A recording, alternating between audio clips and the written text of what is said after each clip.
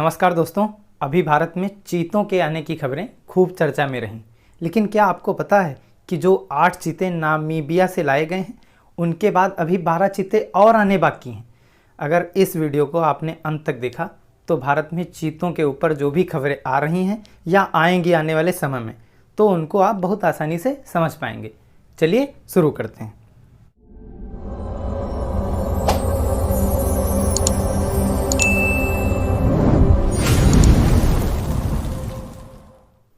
दोस्तों, आज के टॉपिक में आपको काफ़ी कुछ मिलने वाला है, जैसे चीता नाम कहाँ से पड़ा है, हम क्यों इसे चीता कहकर बुलाते हैं, ऐसी काफ़ी इंटरेस्टिंग बातें। लेकिन कुछ बड़े बड़े मुद्दे जो आज के टॉपिक में कवर किए गए हैं उनकी मैं आपको झलक दे रहा हूँ। जैसे चीता और उससे संबंधित फैक्ट, चीता और भारत, चीतों की वापसी पर इतना जोर क्यों दे रही है भारत सरकार, चीतों के लिए कूनो ही क्यों चुना गया, साथ में चीतों को लेकर जो भविष्य की रणनीतियां हैं भारत सरकार की वो क्या होने वाली हैं। तो इन्हीं सब की झलक दी है आपको मैंने, आगे जो इस वीडियो में डिफाइन की जाएंगी। तो चलो बारी बारी से सभी मुद्दों को समझते हैं बहुत ही आसान और सारगर्भित तरीके से। दोस्तों, चीता जीनस एसिनोनिक्स परिवार का एकमात्र जीवित सदस्य है। जो ये परिवार है जीनस एसिनोनिक्स, उसका एकमात्र जीवित सदस्य जो बचा हुआ है वो है चीता। चीता को वैज्ञानिक रूप से एसिनोनिक्स जुबेटस के नाम से भी जानते हैं। दोस्तों, हम लोग चीता इसे क्यों बुलाते हैं तो उसके पीछे भी एक रीजन है, क्योंकि चीता नाम की उत्पत्ति संस्कृत के शब्द चित्रक से हुई है, जिसका अर्थ होता है चित्तीदार। तभी हम लोग इसे चीता बुलाते हैं, क्योंकि इस पे जो है चित्तीदार धब्बे पड़े हुए होते हैं, जैसा कि आपने देखा है। दोस्तों, चीता का वजन लगभग 20 से 70 किलोग्राम होता है। यह पृथ्वी का सबसे तेज दौड़ने वाला जानवर है। आप ऐसे ही समझ सकते हैं कि स्पीड क्या इसकी होती होगी, या स्पोर्ट्स जो कार होती है उससे भी तेज दौड़ सकता है। जैसे लगभग 0 से 100 किलोमीटर प्रति घंटे की स्पीड या 3 सेकंड से भी कम समय में पकड़ सकता है। चीते मनुष्यों के प्रति आक्रामक नहीं होते हैं। सुमेरियन युग, वही आज से लगभग 3500 ईस्वी पूर्व से पहले जो सुमेरियन युग था, उसमें भी चीतों को मनुष्यों द्वारा पालतू बनाया जाता था। दोस्तों, चीता विश्व की 7 बड़ी बिल्लियों में 5वें स्थान पर आता है। जो बिग कैट्स हैं उनमें 5वें स्थान पर चीता आता है पूरे विश्व में। ये रेड डाटा बुक एक होती है, उसमें वल्नरेबल श्रेणी मतलब संकटग्रस्त श्रेणी में रखा गया है, जिस पर विलुप्त होने का खतरा बना हुआ है। दोस्तों, यहाँ पर चीता का भारत में क्या इतिहास रहा है, क्यों ये भारत से विलुप्त एक्सटिंक्ट हो गया, वह भी जानना जरूरी है। तो भारत में भी चीतों का प्राचीन इतिहास रहा है। पहले ये भारत में भी रहते थे। वो हम इसलिए कह सकते हैं क्योंकि मध्य प्रदेश में एक शहर है मंदसौर, वहाँ एक स्थान है चतुर्भुज नाला, वहाँ नवपाषाण कालीन गुफा में एक पेंटिंग पाई गई है जो आप ये चित्र में देख रहे होंगे, जिसमें एक पतले धब्बेदार जानवर को शिकार करते हुए दिखाया गया है। जो इतिहासकार हैं उनका मानना है कि ये उस टाइम का जो चीतों का शिकार किया गया है तो तभी किया जाता होगा क्योंकि उस टाइम ये मौजूद थे। अगर ये नहीं होते तो ऐसी पेंटिंग भी नहीं आ पाती हमारे सामने। दोस्तों, 1947 में भारतीय भूभाग से अंतिम रूप से चीते तब विलुप्त हो गए। ऐसा माना जाता है कि मध्य प्रदेश में एक कोरिया रियासत थी, उसके महाराजा रामानुज प्रताप सिंह देव ने अंतिम बचे 3 चीतों को गोली मारकर उनका शिकार कर दिया था। वैसे वो क्या जानते होंगे कि आगे चलकर उनके ही भारत के लोग इस बहुमूल्य जीव को बचाने के लिए इतने सारे प्रयत्न करेंगे। दोस्तों, इसके बाद आधिकारिक रूप से भारत सरकार ने 1952 में चीतों को भारत से विलुप्त घोषित कर दिया आधिकारिक तौर पर। दोस्तों, वैसे चीतों के भारत में विलुप्त होने के पीछे अधिक शिकार के साथ साथ अन्य कई कारण भी उत्तरदायी माने गए हैं। जैसे कि जो चीता जहाँ पर रहते हैं, जो उनका हैबिटेट होता है, उनको भी नष्ट कर दिया गया हम लोगों के द्वारा। तो इस प्रकार चीते भारत की जो भूभाग है या ज़मीन है वहाँ से हमेशा हमेशा के लिए विलुप्त हो चुके थे। दोस्तों, वैसे क्या आपको पता है 1940 के दशक 1940 के दशक से भारत के अलावा 14 अन्य ऐसे देश हैं जहाँ से चीते विलुप्त हो गए थे। उनमें Jordan, Iraq, Israel, Morocco, Syria, Oman, Tunisia, Saudi Arabia, Djibouti, Ghana, Nigeria, Kazakhstan, Pakistan और अफगानिस्तान शामिल हैं, जो आपको इस लिस्ट में दिख रहे होंगे।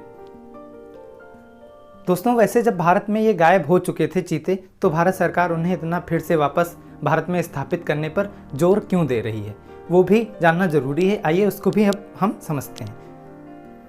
दोस्तों देखो, भारत में प्राचीन समय से एक हिस्टोरिक इवोल्यूशनरी बैलेंस रहा है। ये क्या है? तो एक ऐसा विकासवादी विचार जिसमें प्रजातियां समय के साथ विकसित हुईं और इस पृथ्वी पर बैलेंस बनाए हुए थीं। तो चीता हो या अन्य कोई जीव, उनके विलुप्त होने पर यह पृथ्वी भी जीवों से समाप्त हो सकती है। इसलिए भारत का प्रयास है कि वह इस इवोल्यूशनरी बैलेंस को ना बिगड़ने दे, ताकि मानव जीवन भी पृथ्वी पर बना रहे। इसी विचार के उद्देश्य से भारत का प्रयास है कि वह एक मेटा पॉपुलेशन को विकसित करे जो जीवों के वैश्विक संरक्षण में भी मदद कर सके। दोस्तों, अफ्रीका, उसमें भी विशेष रूप से दक्षिण अफ्रीका में अब से लगभग 2 दशक पहले चीतों की आबादी बहुत तेजी से घट रही थी। तो वहाँ भी स्थानांतरण परियोजना के द्वारा चीतों की संख्या में सफलतापूर्वक वृद्धि की गई थी। आपको जानकर हैरानी होगी कि दुनिया में वर्तमान में चीतों की संख्या टोटल लगभग 7000 के करीब है। उनमें से 4500 चीते केवल साउथ अफ्रीका में इस समय रह रहे हैं। तो भारत सरकार का भी प्रयास है कि इस स्थानांतरण परियोजना के तहत चीतों को भारत में स्थानांतरित करके स्टेब्लिश किया जाए और उनकी संख्या को धीरे धीरे बढ़ाया जाए। दोस्तों, अब ये भी जानना जरूरी है कि भारत काफ़ी विशाल देश है। तो जो चीते नामीबिया से लाए गए हैं उनको क्यों सिर्फ मध्य प्रदेश के कूनो नेशनल पार्क में ही रखा गया है, ये उसको भी अब समझते हैं। उसके 3-4 कुछ रीजन हैं, उस वजह से इसको मध्य प्रदेश के कूनो नेशनल पार्क में ही रखा गया है। तो भारत में wild life institute of India WII ने पहले 2010 में क्या किया, कुछ 6 साइटें थी, उनका निरीक्षण किया था, अध्ययन किया था, जहां इनको स्थानांतरित किया जाना था चीतों को। लेकिन 2020 में उन्होंने क्या किया, WII ने फिर से निरीक्षण किया उन्हीं स्थानों को। तो उनको जो कूनो नेशनल पार्क है मध्य प्रदेश का, वो एक ऐसा स्थान मिला जो तुरंत इन चीतों को रिसीव करने के लिए रेडी था। चीतों का जो आवास हैबिटेट होता है वह होता है अर्धशुष्क घास के मैदान, जिसके लिए भी कूनो उपयुक्त था। कूनो में शिकार भी पर्याप्त मात्रा में चीतों के लिए उपलब्ध हैं। जो श्योपुर जिला जहां कूनो नेशनल पार्क स्थित है, वहां की वर्षा का स्तर जो है और तापमान जो है और साथ में जो उसकी ऊंचाई है, वो लगभग सभी स्थितियां वैसी ही हैं जैसा दक्षिण अफ्रीका और नामीबिया में होता है, जिससे चीतों को यहाँ पर रखने से दिक्कत नहीं होगी। तो इन सारे कारणों की वजह से यहाँ MP के कूनो नेशनल पार्क में ही चीतों को सर्वप्रथम रखा गया है और आगे योजना पूरे भारत में इनको स्थानांतरित करने की है। दोस्तों, अब अंत में आपको यह भी क्लियर करते हैं कि अभी चीतों को लेकर भारत सरकार का भविष्य में क्या प्लान है आने वाले दिनों में। देखो, 17 सितंबर को नामीबिया से 8 चीते भारत में 70 साल बाद आए हैं, जिनमें 5 फीमेल और 3 मेल हैं। इसके साथ अभी 12 चीते दक्षिण अफ्रीका से भी भारत आने हैं। भारत की तरफ से सारे प्रोटोकॉल पूरे किए जा चुके हैं। अब बस इंतजार है कि दक्षिण अफ्रीका कब भारत को 12 चीते सौंपता है। भारत सरकार लगभग 90 करोड़ रुपए चीता इंट्रोडक्शन प्रोजेक्ट पर खर्च कर रही है।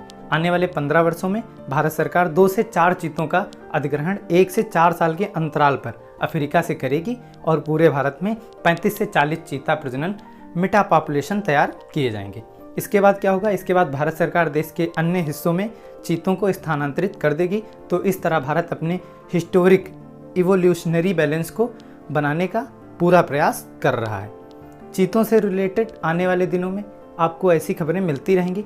लेकिन अगर आपने इस वीडियो को यहाँ तक देख लिया है तो इतना मैं ज़रूर कह सकता हूँ कि आप फिर इस मुद्दे को आसानी से समझ सकते रहेंगे और उस समय भी आपको इसे समझने में कोई दिक्कत नहीं होगी कि क्यों भारत में चीते आ रहे हैं लगातार अफ्रीकन कॉन्टिनेंट से। वैसे दोस्तों, आप हमारे चैनल पर विजिट करके देखिए, आपको शायद जो भी कंटेंट मिलेगा वो आपके लिए काफ़ी उपयोगी हो सकता है, आपकी पर्सनल लाइफ में भी और आने वाले उपयोगी एग्ज़ाम में भी। जो आने वाले प्रतियोगी परीक्षाएं होती हैं उनमें भी आपको हमारे चैनल से काफ़ी मदद मिल सकती है।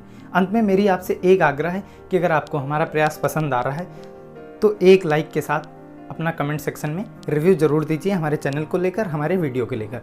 वैसे कोई कमी लग रही हो तो भी आप ज़रूर बताइए कमेंट सेक्शन में, हमारा पूरा प्रयास रहेगा उसे सुधारने का। और आपका जो भी क्वेरी हो वो भी आप कमेंट सेक्शन में बता सकते हैं, हम उसका पूरा प्रयास करेंगे जवाब देने का। मिलते हैं किसी नेक्स्ट इंटरेस्टिंग टॉपिक के साथ, तब तक चैनल को सब्सक्राइब और शेयर करते रहिए। देखते रहिए आपका अपना चैनल दी एनालिसिस। जय हिंद, जय भारत।